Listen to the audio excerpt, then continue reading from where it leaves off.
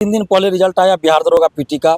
उसमें roll number का सिर्फ पीडीएफ जारी किया गया है, मार्क्स जारी नहीं किया गया है, न ही आंसर की जारी किया गया। नंबर से हजारों क्या लाखों लोग नौकरी से बाहर होते हैं। अगर कट ऑफ से 1 नंबर कम है तो लाखों लोग बाहर हो जाते हैं।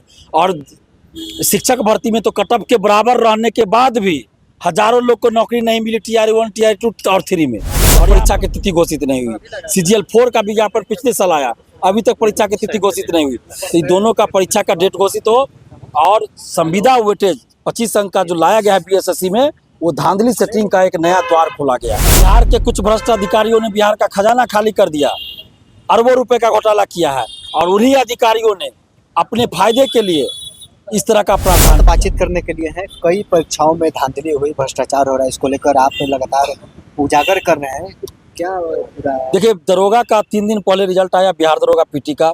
उसमें रोल नंबर का सिर्फ पीडीएफ जारी किया गया है, मार्क्स जारी नहीं किया गया है, न ही आंसर की जारी किया गया। और सैकड़ों अभ्यर्थी हमें बता रहे हैं कि कट ऑफ से ज़्यादा उनका मार्क्स है, फिर भी उनका रिजल्ट नहीं है। लगातार 10,000 रोल नंबर तक कोई पास नहीं किया है, ऐसा अभ्यर्थी बता रहे हैं। हम कहना चाहते हैं कि पारदर्शिता लाई जाए, दरोगा बहाली, सिपाही बहाली, बीएसएससी में पारदर्शिता लाई जाए। परीक्षा समाप्ति के बाद ओएमआर शीट की कार्बन कॉपी और क्वेश्चन बुकलेट परीक्षार्थियों को मिलना चाहिए। परीक्षा के 10-15 दिन के बाद या 10-15 दिन के अंदर आंसर की जारी हो। परीक्षार्थियों को ये पता होना चाहिए कि इस क्वेश्चन का कौन सा आंसर आयोग सही मान रहा है। जब रिजल्ट आता है तो कट ऑफ के साथ साथ सभी परीक्षार्थी का मार्क्स जारी हो, परीक्षार्थियों को ये मालूम होना चाहिए कि उनको कितना मार्क्स आया। तो ये पारदर्शिता लाई जाए। बीएसएससी द्वितीय इंटर स्तरीय का विज्ञापन सितंबर 2023 में आया, 2.5 साल से अधिक समय बीत गया, अभी तक परीक्षा की तिथि घोषित नहीं हुई। सीजीएल 4 का विज्ञापन पिछले साल आया, अभी तक परीक्षा की तिथि घोषित नहीं हुई। तो इन दोनों का परीक्षा का डेट घोषित हो और संविदा वेटेज 25 अंक का जो लाया गया है बीएसएससी में, वो धांधली सेटिंग का एक नया द्वार खोला गया है।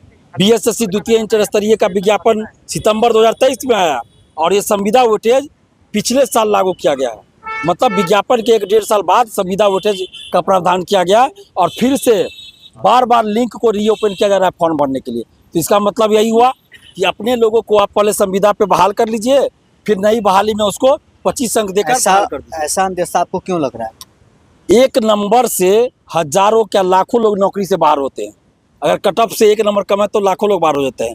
और शिक्षक भर्ती में तो कट ऑफ के बराबर रहने के बाद भी हजारों लोग को नौकरी नहीं मिली टीआर 1, टीआर 2 और 3 में।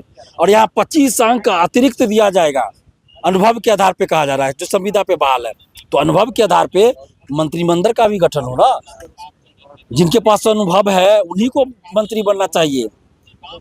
अनुभव के आधार पे अगर करना है तो जो पहले से डीएसपी है, एसडीओ है, बीडीओ है, सीओ है, तो आईएएस की परीक्षा में बैठते तो उनको भी 25 अंक एक्स्ट्रा मिलना चाहिए।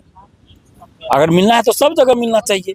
ये अचानक से बीएसएससी में लाया गया है।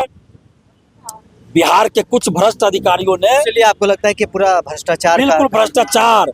बिहार के कुछ भ्रष्ट अधिकारियों ने बिहार का खजाना खाली कर दिया, अरबों रुपए का घोटाला किया है और उन्हीं अधिकारियों ने अपने फायदे के लिए इस तरह का प्रावधान किया है। इसके लेकर आप कुछ आगे के आंदोलन की रणनीति भी तैयार कर रहे हैं? बिल्कुल, हम लोग आंदोलन की रणनीति तैयार करें। आज से इसकी शुरुआत हुई है।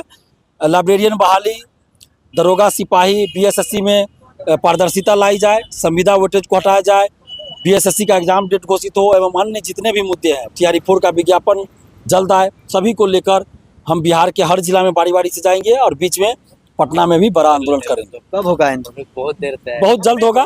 अभी अभ्यर्थियों के साथ पहले हम कुछ जिला में मीटिंग कर ले, उसके बाद आंदोलन की तिथि घोषित होगी।